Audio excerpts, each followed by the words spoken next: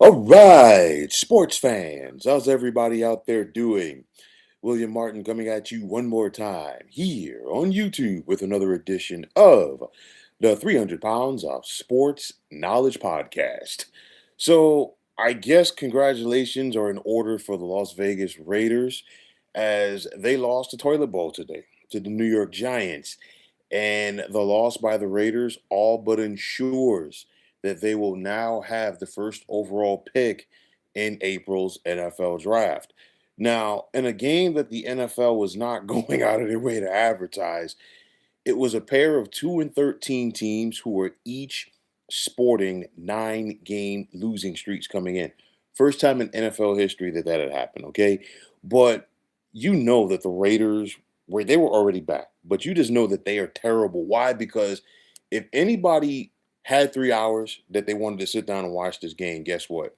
The Raiders found a way to make the 2 and 13 Giants look like an actual NFL team. So to the point that in this game, we saw the Giants return a kickoff for a touchdown.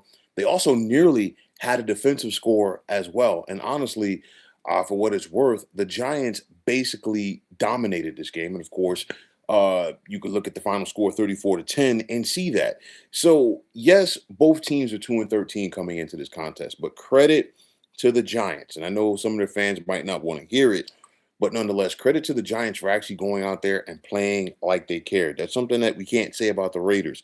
So, for me, good luck to the Raiders trying to deny that they're tanking. I know that was some speculation coming into this game due to the fact that no Brock Bowers, a tight end, of course, and Max Crosby has been placed on IR. And of course, in the case of Max Crosby, he looks and is acting like someone who is not injured, okay, which should really go over well with the NFL. You got to wonder if there's going to be an investigation by the NFL into that one, okay? But courtesy of the Raiders, we just saw the Giants pick up their first road win in nearly 450 days and their most lopsided win in 3 seasons. Now, I could totally understand if the Raiders had simply lost this game because at the end of the day, the Raiders stink, okay? But stinking and not trying are two different things. The Raiders today only managed to get 231 yards of total offense and 10 points versus one of the National Football League's worst defenses.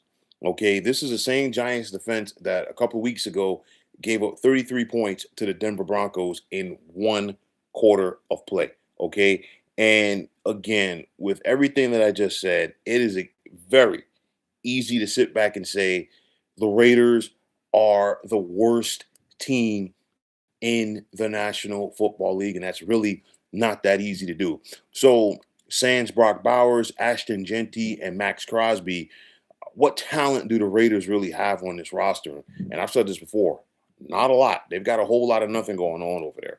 And in the case of Crosby, okay, with him being shut down and put on IR last week, you have to wonder if the Raiders have now pissed him off to the point that he's going to be seeking a trade during the offseason. This has been an abysmal year for the Raiders, but of course, we could say that about a lot of the seasons recently for the Raiders. And you got to wonder a veteran coach like Pete Carroll, what is he doing? Is he really out to lunch with what has been going on with this team this year? Killer D, what's going on? You're saying, I've been a Raider fan my whole life. They are cursed until Mark Davis sells, not to mention Goodell making the Raiders fire Gruden. NFL hates the Raiders. Pete needs to go. Listen, it's one of those. I know that Pete was, I think he was teaching last year at the University of Southern California, and the Raiders brought him in. Wow, the Raiders, they're looking more and more like they missed on this thing because, it's one of those where I think this year is showing the importance of hiring the right head coach. You look at Jacksonville, you look at Chicago, and you look at New England. All of these teams were bottom feeders in their division last year, in their respective divisions. All of them are or have won their division this year, albeit all of those coaches came into a scenario where they inherited a first round quarterback. The Raiders clearly don't have that scenario, but I don't see it from Pete Carroll this time around. And I know that the Raiders were looking to try to catch some of that magic that we saw with Pete Carroll 20 years ago at USC, some of that magic that we saw from about 10 years ago or so with the Seattle Seahawks. But at the end of the day, it's not looking like it's there. And you got to wonder. I don't think the Raiders are going to make him walk away. I really don't. But again, Pete Carroll is not looking like the Pete Carroll that the Raiders wanted him to be when they brought him in as a head coach. You're saying Pete refuses to play the younger guys, still thinks Geno has it. Geno is bad. Listen, you must be foreshadowing to something that I was going to say because the thing is this: Geno Smith had a couple of good years with the Seattle Seahawks, and it was one of those situations. Nobody was expecting anything from Geno Smith after Seattle decided to trade Russell Wilson to Denver. But Geno was very bad. Okay, you're talking about a guy uh, with two more interceptions today. He's clearly leading the NFL in that category. He was running neck and neck with Tua, and of course, since Miami decided to shut down Tua, it's Geno Smith's race to lead the NFL in interceptions, and he's clearly got that. Geno Smith has been sacked, including three today, 55 times this season. And if Geno plays next week, okay, and he starts, I don't know if he is at this point. They're calling it a high ankle sprain. I would highly doubt if we see Geno Smith play next week. Rather, it's probably going to be Kenny Pickett. But nonetheless, 55 sacks in 16 games started for the Raiders. We're talking about being sacked more than three times per game. Geno at this point is a backup. The Raiders gave him, a decent amount of money for the next couple of years, but nonetheless, he's not the guy. And I really figured. I think Pete Carroll was looking for trying to catch lightning in a bottle once again with bringing him in, and at the same time, with where the Raiders were, there really weren't a lot of quarterback options for them last year. This time around, they are going to have to get themselves, a quarterback. And with the first overall pick, a lot of people are talking about maybe it's going to be Fernando Mendoza, the Heisman Trophy winner out of the University of Indiana. I'll tell you like this: if the Raiders are going to use that first pick, because I know that there are some people who are going to say, well, the Giants still have a shot to get the first pick. Okay, listen, Giants are probably not going to beat Dallas next week. Dallas wants to finish on a positive note. Okay, but at the same time, the Raiders ain't beating Kansas City. I don't care who the quarterback is for the Chiefs. The Chiefs want to finish on a positive note. On top of that, Andy Reid knows how to, fix up, and pretty up quarterbacks to go out, have them go out there and play. But on top of that, I think the Chiefs want to send Travis Kelsey off into the sunset on a positive note. And at the same time, nobody in the AFC West wants to lose to the Raiders. Okay, that's the bottom line. You're saying Geno flipped off Raiders fans, David Carr numbers, the offensive line coach is Pete's son, nepotism in sight. Well, speaking of the O line coach, the Giants have the Raiders' former O line coach, Carmen Bracello, and he has done a solid job in turning around one of the worst offensive lines in the NFL before he got there. And of course, the Raiders are just in shambles. I mean, there's a lot of different ways that we could go at this thing from. You look at the fact that this is probably going to be the first time since 2007 that the Raiders are going to be picking first overall. And of course, that was the only other time in franchise history that they did it. And they took Jamarcus Russell, excuse me, and the rest is history.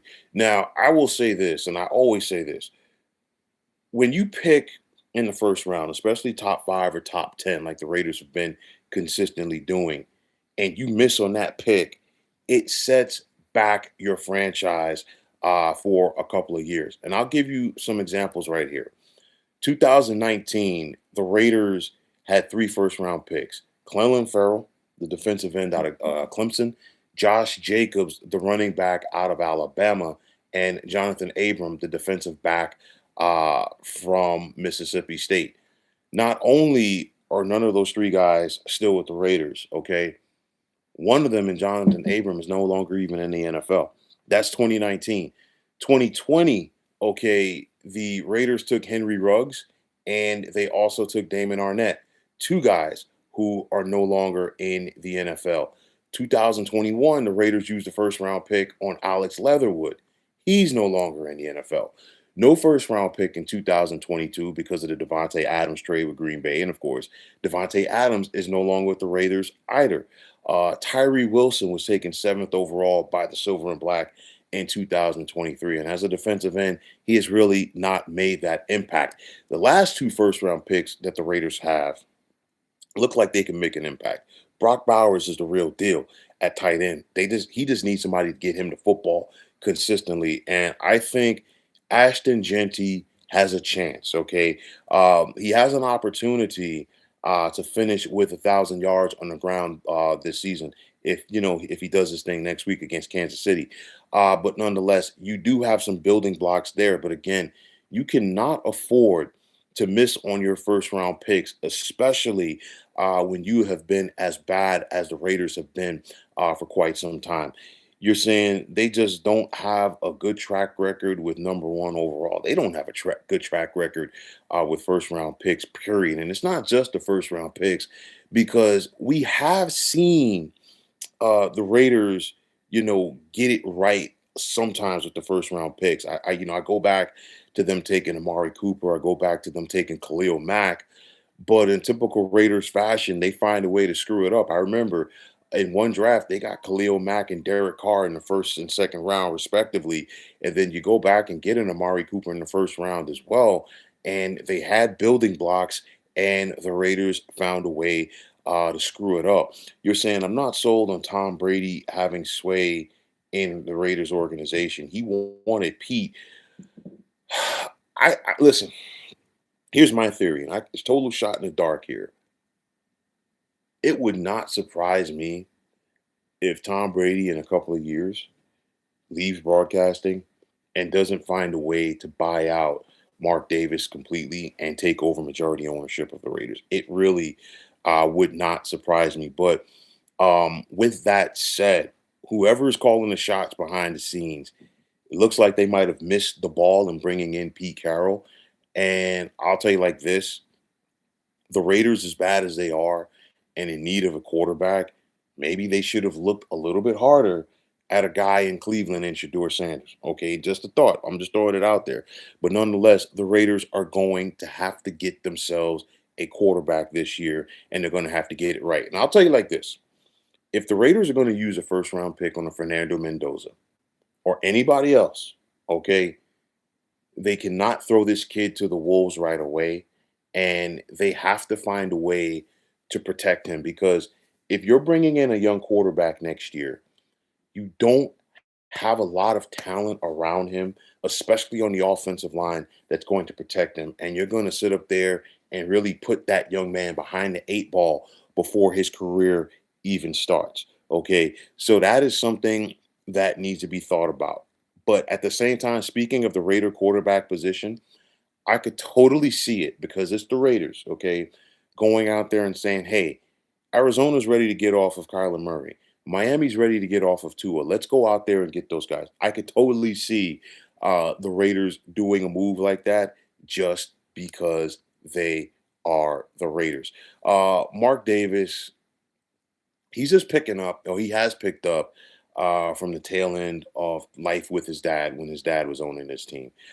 You look at Mark Davis, there's no gusto, if you will, to say, you know what, this guy is going to go out there and do what is in the best interest of this organization. And I think it shows on a weekly basis with this team.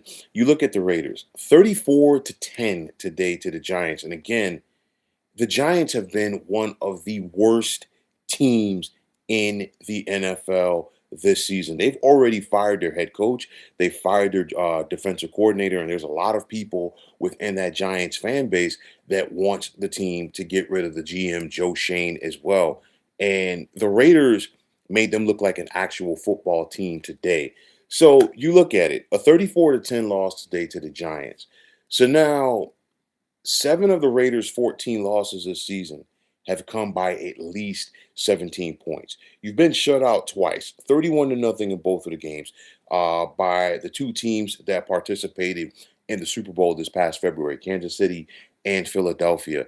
And on top of that, for me, somehow, some way, the Raiders found a way to beat one of the AFC's best teams in the New England Patriots to begin the year. Who knew that the trajectory, or we would see both of these teams branch off into the paths that they have this season? The Raiders, with what they're doing right now, and of course the Patriots, who have an opportunity, depending on the way that things go next Sunday, to finish with the best record in the AFC. Who knew? Okay, but for me, you look at the Raiders, and like I said, I really can't be optimistic about this team going into next week against the Chiefs, because I know that there are some people just changing the narrative a little bit that are going to be upset. Some Giants fans are probably upset right now that their team isn't getting the first pick, but you have to understand, a lot of the guys that are on these teams right now are not going to be there next year. So that team getting a first pick really doesn't, amount to anything for them. At the same token, this is your resume, what you're putting out there on film, as far as how you're going out there and competing, and you're going out there and playing. And the Giants, to their credit, they're still playing hard. Okay. I can't say that about the Raiders. What we just saw from the Raiders today was terrible. If the Raiders went out there and lost to the Giants 27-24, okay, fine. You know what? Two bad teams, but two bad teams that are competing and trying to find a way to win a game. I can't say that about the Raiders. The Giants actually tried, and you know what? They deserve to win. And the Raiders played like a team not only that was playing to lose, but they played like a team that was very disinterested. You're saying I think Mark Davis is the poorest NFL owner, and that's saying a lot right there. It's just bad everywhere, every facet. Again, like I said, going into the offseason for the Raiders, typically, even when you have a bad team, you could say, hey, we could just get fix one or two positions, maybe three, and we'll be on our way. I can't say that with the Raiders, because the Raiders need a quarterback. They need a wide receiver. They need offensive line help, multiple positions. They need defensive line help. They need help at the linebacking position. They need help throughout the entire secondary. So guess what? When you say all of that, the Raiders basically need a team. Okay, this is how bad the things are for this organization right now. They don't have a home, and I say this because yeah, they're the Las Vegas Raiders, but anybody who watches the Raiders, and I said that this was going to happen before the team moved to Vegas, was that hey, if you have any team that's coming to face the Raiders, and of course they have a big enough fan base, they're going to have the home field advantage. Why? Because you know what? You got a Sunday afternoon game in Vegas. Let's fly out if you're coming from New York or Boston or Philly, Chicago, Cleveland, wherever. Okay, you fly out for the weekend, and it's a scenario where you know what? You hit up the casinos, you taking a couple of shows over the weekend, and then you stroll into the game on Sunday afternoon.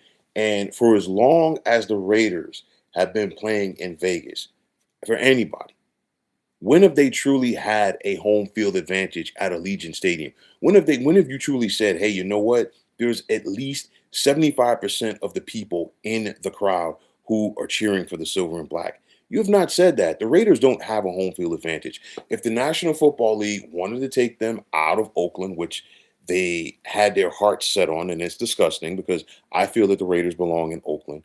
But nonetheless, if you were going to take the Raiders out of Oakland, you should have allowed them to go back to Los Angeles. And of course, the NFL was not going to do that. And that goes back to the days when Al Davis still owned this team and the Raiders were still in LA at that time. But nonetheless, there's no home field advantage for this team in Las Vegas. And instead of the NFL just being hell bent on trying to build mega stadiums, maybe they should have tried, okay, to keep and maintain their community in the Bay Area with this team. Because guess what?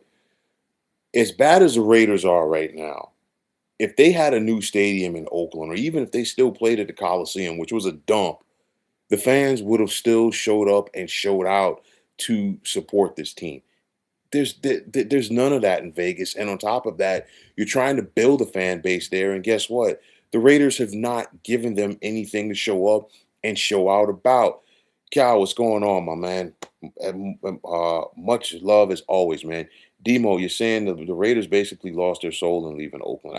Absolutely, because I gotta say maybe this side of the Cleveland fans, the Cleveland Browns fans, and maybe this side of the Pittsburgh Steelers fans, there's probably not another more passionate fan base in the National Football League than Raider fans, especially the Raider fans in the Bay Area.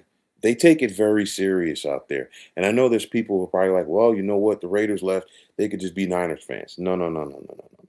It doesn't work like that.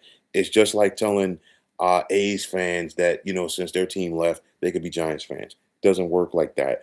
The NFL, I get it, but to me, I think they missed the ball. The Raiders should have stayed in Oakland. Just my 2 cents right there. But yeah, man, it's a scenario right now with the Raiders. They're not giving their fans anything to cheer for. They have no real home field advantage. And you are looking at this team in Vegas, they have no identity.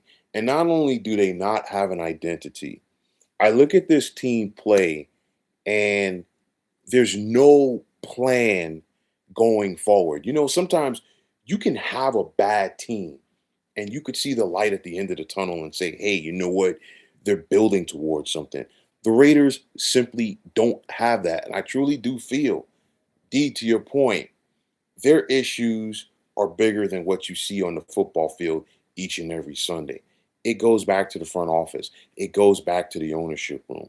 The Raiders are just a bad organization. There's no ifs, ands, or buts about it. I haven't even looked at it. I know that they're going to be heavy underdogs at home against Kansas City next Sunday, in spite of whomever that the Chiefs are going to have at quarterback. And again, just like it was for the Raiders, whether we're talking about the LA Raiders, the Oakland Raiders, or now the Vegas Raiders, they've just been a very bad organization for a very long time. Who knew, okay, that following that Super Bowl loss to the Bucks more than 20 years ago, that it would get to this point for the Raiders. Okay, only two winning seasons since Super Bowl 37, two playoff appearances, no division titles, no playoff wins. The last Raider playoff win was a 2002 AFC Championship game to the Tennessee Titans. And to give you an idea of how long ago that was, Rich Gannon was not only the starting quarterback for the Raiders, he was also the NFL's MVP. The Raiders still had a Tim Brown, a Jerry Rice on the team, and the Tennessee Titans had Eddie George as their starting running back and the late Steve McNair as starting quarterback. That gives you an idea. That was the last time that the Raiders won a playoff game. You're saying I was 16 at Super Bowl and never knew that that would be the last time. Listen, sometimes you never know when the last time is going to be when you're dealing with bad organizations. You look at the New York Jets, they haven't been to the postseason now since 2010. They haven't been on a postseason stage since the 2010 AFC Championship game since when they lost to the Steelers. And in the case of the Giants, that Super Bowl 46 win is looking like a very long time ago. This is what happens when you deal with bad franchises and bad organizations. And this is exactly what the Raiders are right now. Cal, you're switching it up, talking about the Knicks. Yeah, you're saying imagine being a fan and never seeing the glory for your whole life. You got a lot of fans like that for the Jets.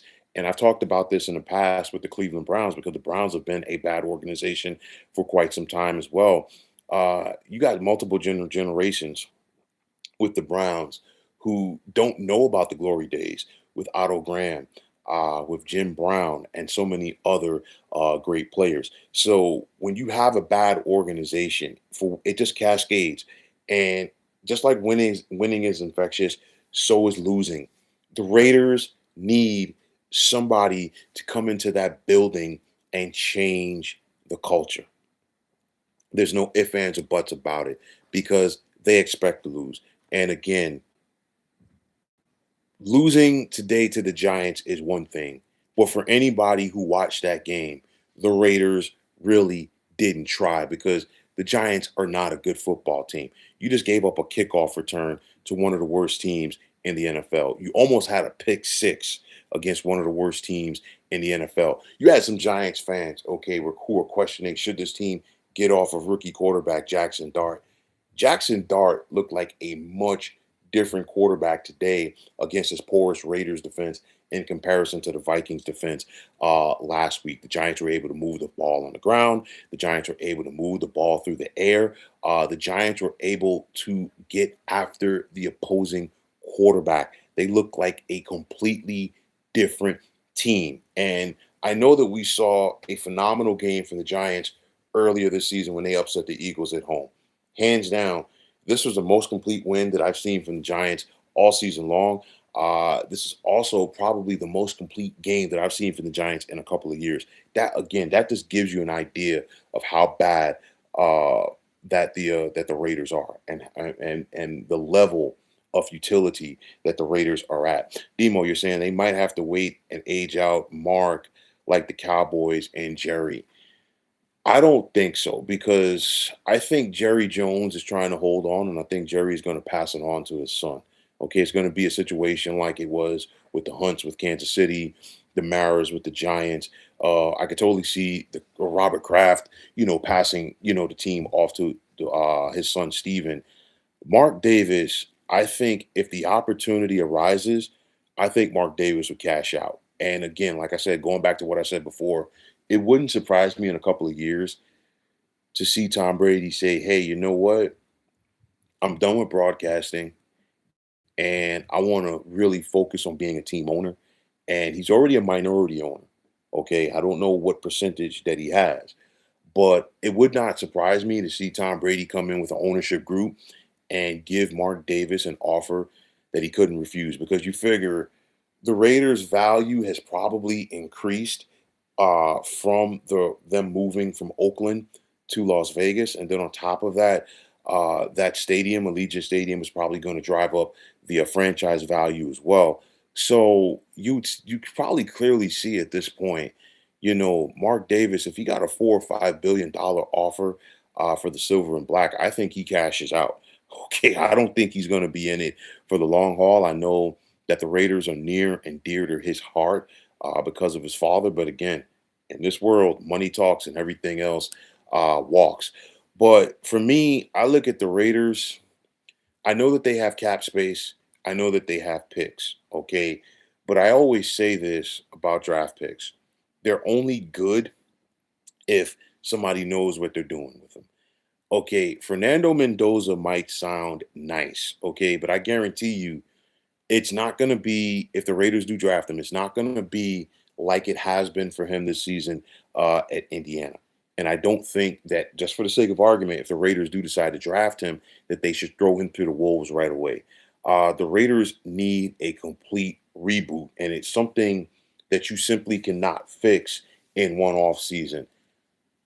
As much as people don't want to hear this, I would be surprised. I'm not saying it can't happen, but I don't see the Raiders getting off of Pete Carroll after one season just because I don't think the Raiders want to start over again. You look at it, following the firing of John Gruden, okay, no Raider coach has lasted more than 2 seasons.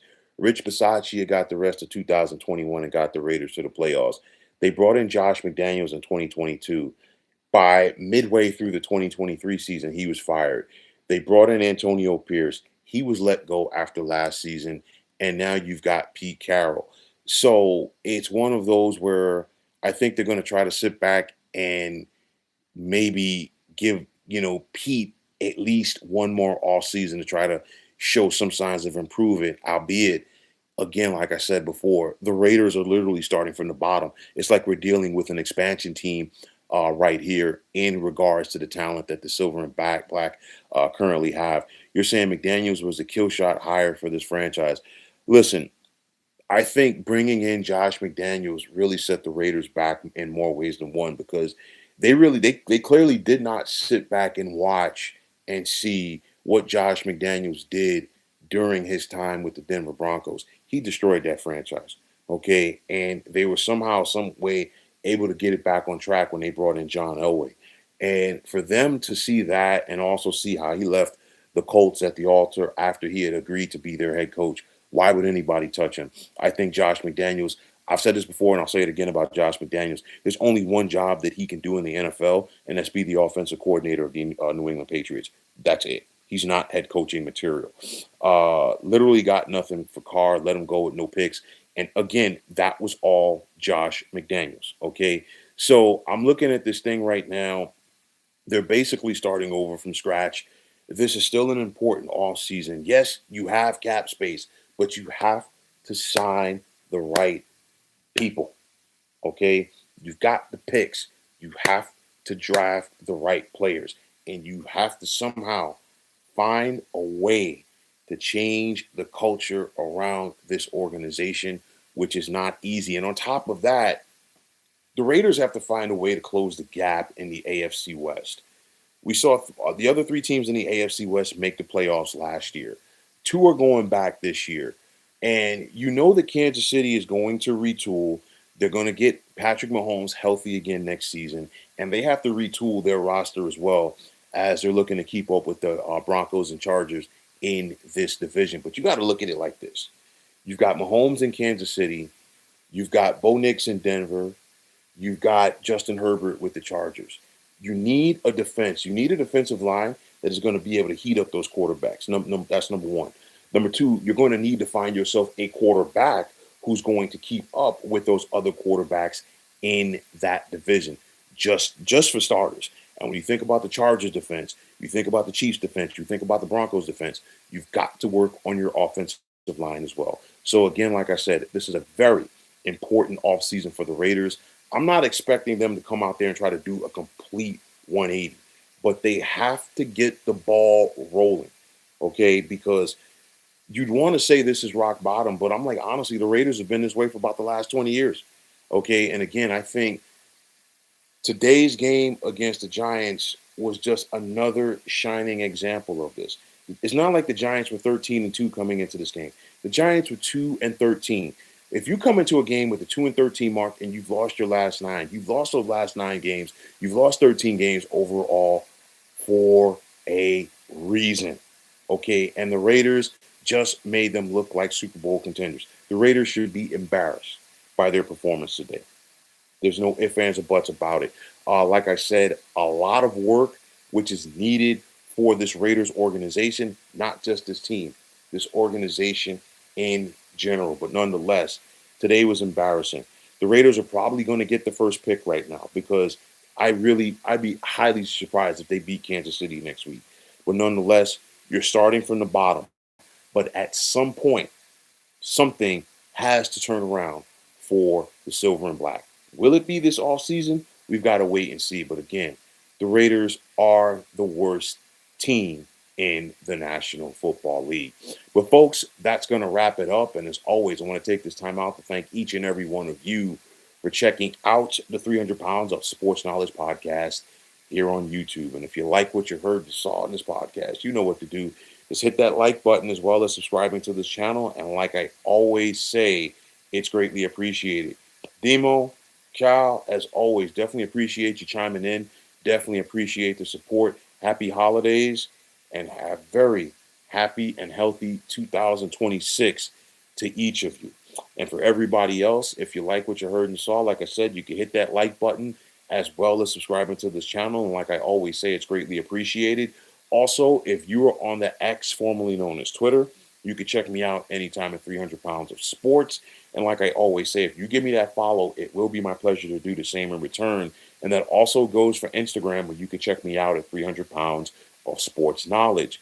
Also, if you are on Facebook, definitely check out the Sports Depot 365. And as far as I'm concerned, one of the better sports debating groups going on social media. But until next time, fine folks, my name is William Martin, and I'm signing off, and I'm saying thanks once again for checking out the 300 Pounds of Sports Knowledge podcast here on YouTube.